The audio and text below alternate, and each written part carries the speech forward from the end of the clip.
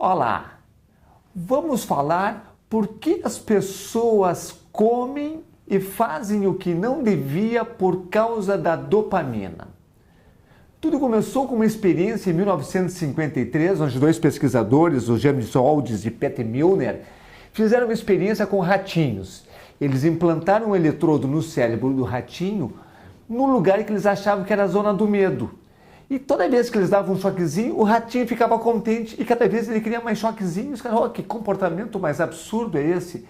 Aí mantiveram o eletrodo e começaram a trabalhar com o ratinho, assim, apontar para um lado, apontar para o outro, fazer com que o ratinho andasse mais ou menos como se fosse teleguiado por um controle remoto. Mais tarde descobriram que eles não tinham acessado a zona do medo, que eles tinham acessado uma outra zona que ninguém conhecia, que eles achavam que era a zona do prazer. Mas na verdade não era bem a zona do prazer, era a zona da recompensa. Mais tarde, outro trabalho foi feito com ratinhos também, e daí eles ensinaram, essa mesma dupla de pesquisadores, o ratinho a apertar um botão que despertava o eletrodo que dava essa sensação de prazer. E o ratinho ficava lá apertando o botão repetidamente. Depois que eles aprenderam, eles fizeram não foi muito honesto com os ratinhos. Eles botaram um botãozinho de um lado e ensinaram que apertando ali dava um choquezinho e não dava mais. E do outro lado tinha outro botão. Eles tinham que ir lá no outro lado apertar o outro botão. Quando os ratinhos aprenderam a fazer isso, eles eletrificaram a grade que eles estavam caminhando. E eles levavam o choque, iam lá, apertavam o botão, voltavam, levavam o choque, apertavam o botão, levavam o botão, e queimaram os pés de levar choque. Foi aí então que os autores começaram a estudar isso aí e descobriram que aquela zona da recompensa liberava uma enzima, um neurotransmissor chamado dopamina. A dopamina é o que nos estimula a fazer as coisas com a expectativa de ter um belo resultado. A natureza criou a dopamina lá nos primórdios, quando nós estávamos com risco de sobrevivência, para ir em busca do alimento ou para ter o trabalho de conquistar a fêmea. E daí a gente fazia um trabalho na expectativa do resultado. Mais tarde, naquela mesma época, fizeram um trabalho com pacientes. Hoje não tinha tantos cuidados com essa agressividade ao paciente. E colocaram eletrodo na zona da recompensa.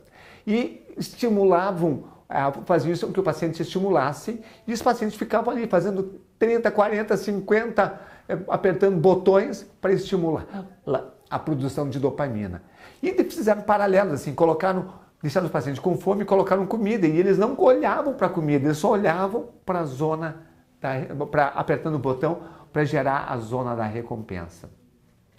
Os trabalhos foram se desenvolvendo e em 2001, na Universidade de Stanford, foi feita uma pesquisa com pacientes que sempre que aparecia uma imagem na tela e eles apertassem um botão, eles ganhavam dinheiro.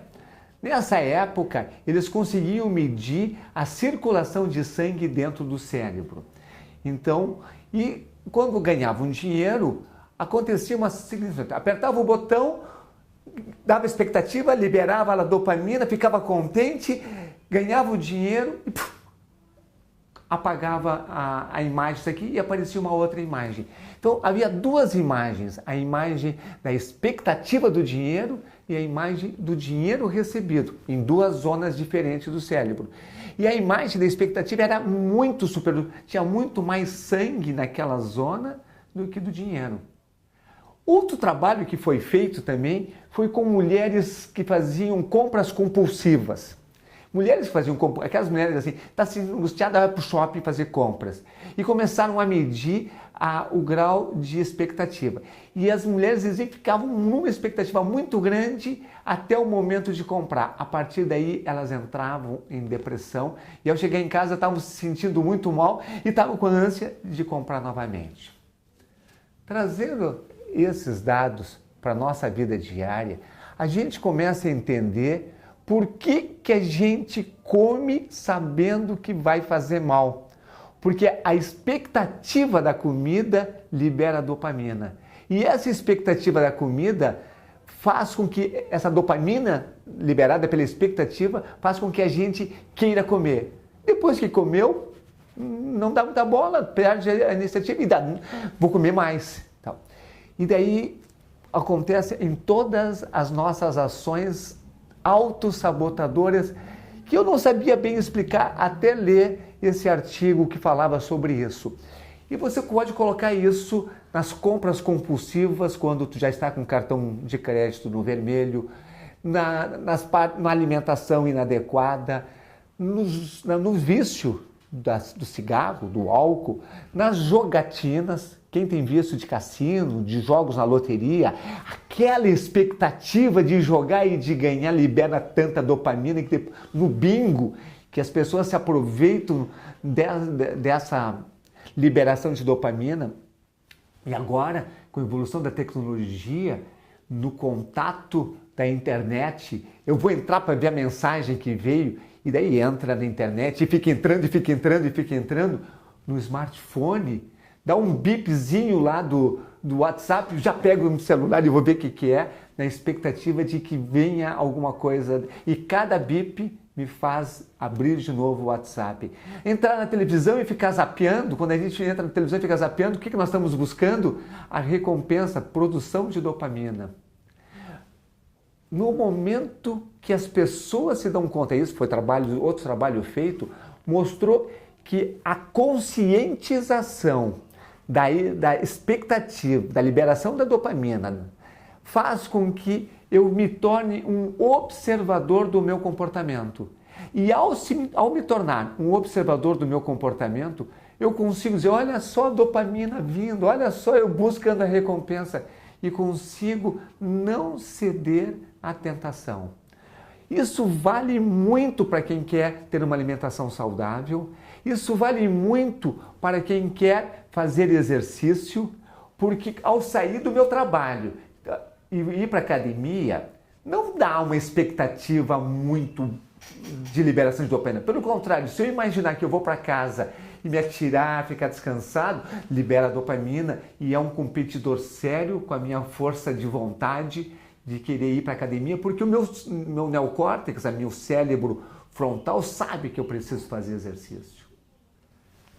Eu espero que essas informações consigam fazer te entender por que a gente faz tanta autossabotagem conosco e consiga diminuir as autossabotagens e adotar um comportamento de vida mais saudável.